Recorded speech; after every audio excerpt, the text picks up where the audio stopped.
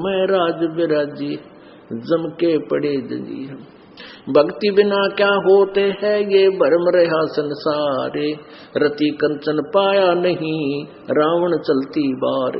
ओह, सर्व सोने की लंका थी, किसा को बद्दी था करके भक्ति सिद्धि प्राप्त रिद्धि प्राप्त करके, और सोने की लंका जैसे हम गारा की ईंट पका के और मकान बनाते हैं, वो सोने की ईंट बना के, छोटी छोटी ईंटें होती थी पहले, और उनसे सोने ही की वो गारा बना के और महल बनवा रखे थे उसने। इतना धनी था। और आप दौरे मुश्किल से 50-20 ग्राम 20 तोले सोना होगा थारे दौरे, घोड़ा बुढ़ा सेठ होगा जिस पर 20-30-40 तोले सोना हो गया। कहते वो रति नहीं लेके गया, एक ग्राम भी नहीं ले जा सका, तुम कहां ले जा सकोगे, और के कला तोड़ दोगे 40 तोले सोने में। ये तो खाम खागा सर दर्द है, सोना तो घर में बना रखना चाहिए आपने, और ना इसको पहनना चाहिए। क्या फायदा, कान में डाल लिया, कान नाक में डाल लिया, 36 पंगे कड़े बना लिए। परमात्मा ने इतना सुंदर शरीर दे रखे, इस पर आडंबर करने की कतई जरूरत नहीं, इसे भगवान रुष्ट होता है। भगवान की भक्ति करें, चाहे किसा भी शरीर है, काला है, गोरा है, जैसा भी मालिक ने दिया है, इसमें हम परमात्मा पा सकते हैं। इस काया का गर्व ना करियो के काला के गोरा रे, और बिना भजन कुछ काम नहीं आवे, चाहे एतर छड़को चार हो रहा रे। तो पुणात्माओं धीरे धीरे, क्योंकि हम इतने इस सामाजिक माहौल में हम इतने गहरे चले गए कि वहां से वापस आना अपनी पटरी पे हमारे लिए कठिन हो रहा है। हम दलदल में दस गए, लेकिन परमात्मा का सहारा आपको एक क्रेन का काम करेगा। अब कलयुग में इसलिए परमात्मा ने कहा था कि मैं अपने बच्चों को कलयुग में संभालूंगा, कि कलयुग में पिछले तो पुण्य आपके पास रहेंगे नहीं, प्रारब्ध में बहुत कम पुण्य आएंगे तुम्हारे हिस्से में, और दुख होंगे गणे। और जो पूजाएं तुम उस समय कलयुग में आप कर रहे होगे, जो काल के द्वारा भ्रमित, कोई देवता की, कोई भैरव की, कोई भूत की, कोई पितर की, या काल के द्वारा भेजे गए नकली संतों की, ये 10-12 संत पंथ बना रखे हैं, 15-16 पंथ हैं, और भी ये नए नए पंथ चल गए, इनमें भी आप पूजा कर रहे होगे तो भी आपको लाभ नहीं होगा, क्योंकि आपके पिछले संस्कार नहीं हैं।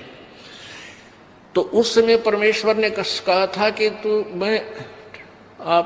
तो काल ने ये कहा था कि कलयुग में इनको ऐसा कर दूंगा, ये भक्ति के योग नहीं रहेंगे, शराबी, कवाबी, स्वार्थी, निर्लज, ऐसी पिक्चरें बना दी। देखते आप देख लो पश्चिमी देशों में नग्न नाच हो रहा है, सरेआम जो घूम रहे हैं सिर्फ जैसे पशु घूमया करे, नंगे, कोई कुर्ते के छोटे छोटे कपड़े पहनकर बहन बेटियां भी सरेआम ऐसे घूम रही है। तो ऐसी निर्लज्जता कर दी। अब ये हमारे समाज में भी घर करने लगी। पहले ओठों पर लिपस्टिक, ये नाखून पालिश और उस तरह के लटक मटक, ये पाउडर चटक मटक, ये कोई बहन बेटी हमने करती नहीं देखी। ऐसी वो वैसाएं किया करती थी, उनको घटिया औरतें माना करते थे। और आज देख लो, जब कोई भी पीछे नहीं रही बहन बेटियां, इसी बूंदी पालिश लाऊंगी, पूरे नौ न लाल कर लेंगी, मुंह ऐसा बूंदा लाल, देखते बूंदा शक्ल भी ना अच्छी लगे।